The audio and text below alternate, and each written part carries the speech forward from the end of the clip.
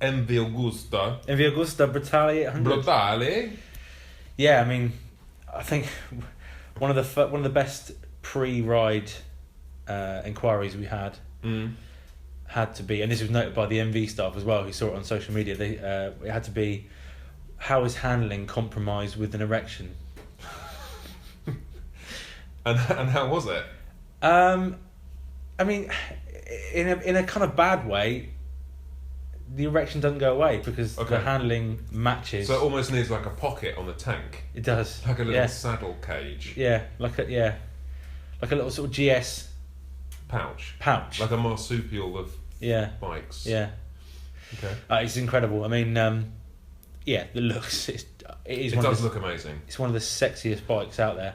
Yeah, I'm pretty jealous that you got to go, and I know I was somewhere else in San Diego, which was cool, but I did want to ride that bike.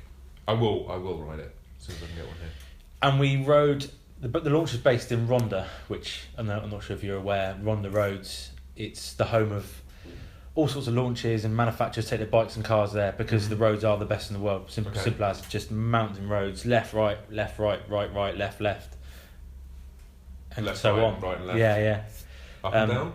And I mean, the first thing that sort of sprang to me was MVs have always had an issue, or previously had an issue with ride-by-wire, where unless you get used to it, it's quite disconnected, quite arcade-like, but they've done a lot of work on the bikes, on the new generation, and the Brutale is it almost feels normal.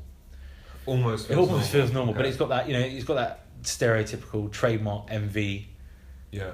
Fluffiness. It's not really fluffy, no. It's a lot more direct now. But the throttle is just super light. You've ridden MVs before. Throttle's super light. The engine's super light, and that's a good point actually. Although the headline figures say it's a bit heavier and it's less powerful at the top, it's so much more mid-range from bottom mid-range. That's what a naked bike should be. And when we say heavier, we're probably talking the difference of carrying a bottle of water in your backpack.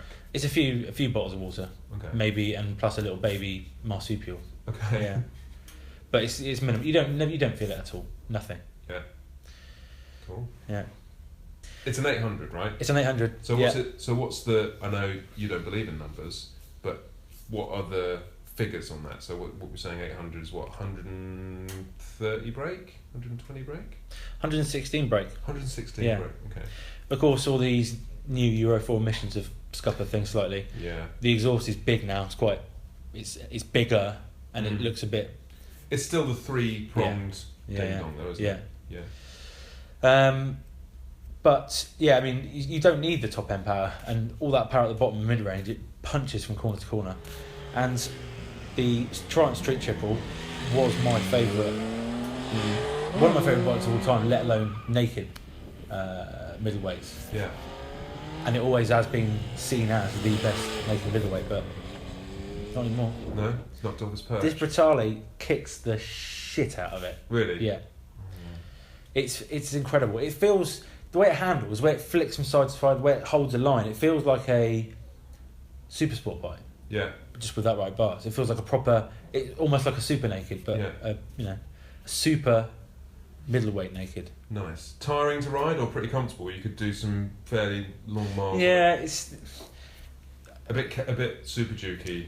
No, it's the way the new design with the seat unit. It's like a monocoque sort of shaped alloy seat unit, one piece. That's for the erection facility. No. Okay. This is something. So you can always do Superman seat grabs. Okay. It's got holes in the bottom, just underneath the gusset area, where you can.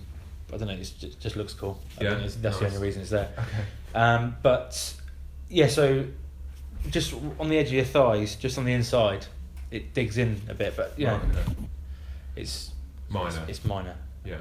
And you're playing on it so much that unless you're sat bolt upright for 100 miles. Yeah. Yeah. Cool.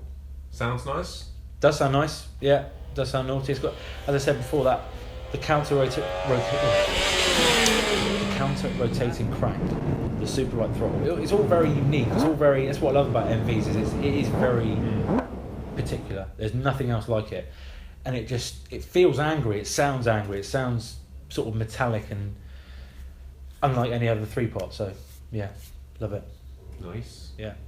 And when you start getting really excited about the MV or any MV nowadays, is the electronics. Yeah.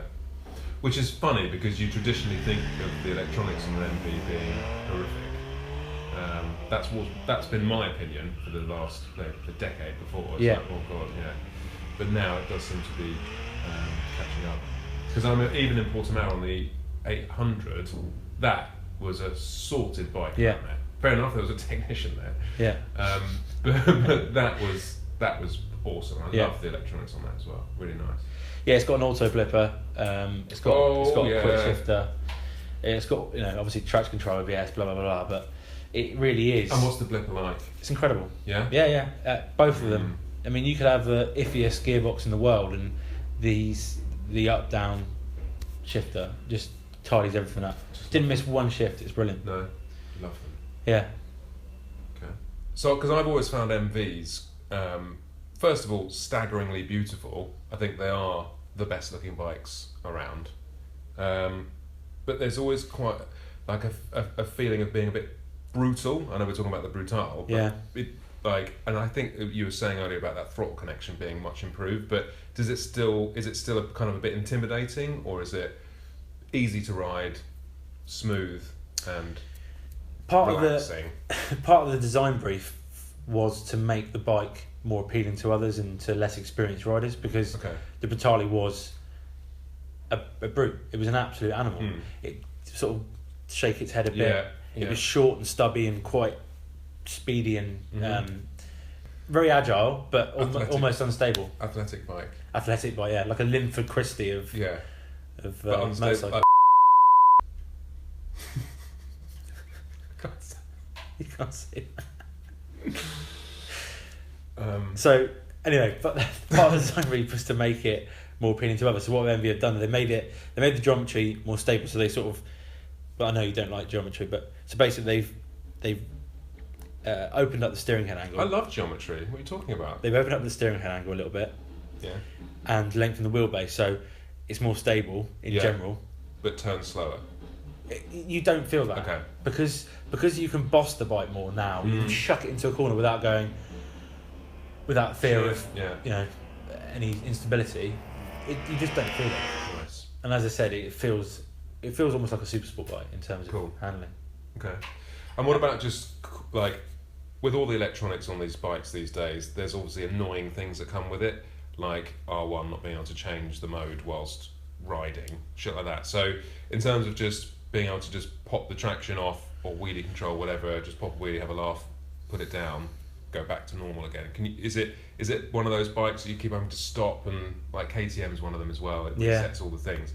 So is that quite a simple operation, or do you not have much time to? So there's a new button on the dash where your right thumb goes. You can just click through rider modes. Okay. Which is really, really easy to use. Yeah. So, but obviously you've got there's quite a few modes, but there's also a rider or custom mode. Yeah. So you can flick through to that. Nice. And have your stuff saved. Yeah. But even with all the stuff on, you still probably use it. You still laughing. So does it have a wheelie control as such? It's a crude form of anti-wheelie with the ABS and traction control working. So when the front wheel spins slower than the rear, it goes down. Okay.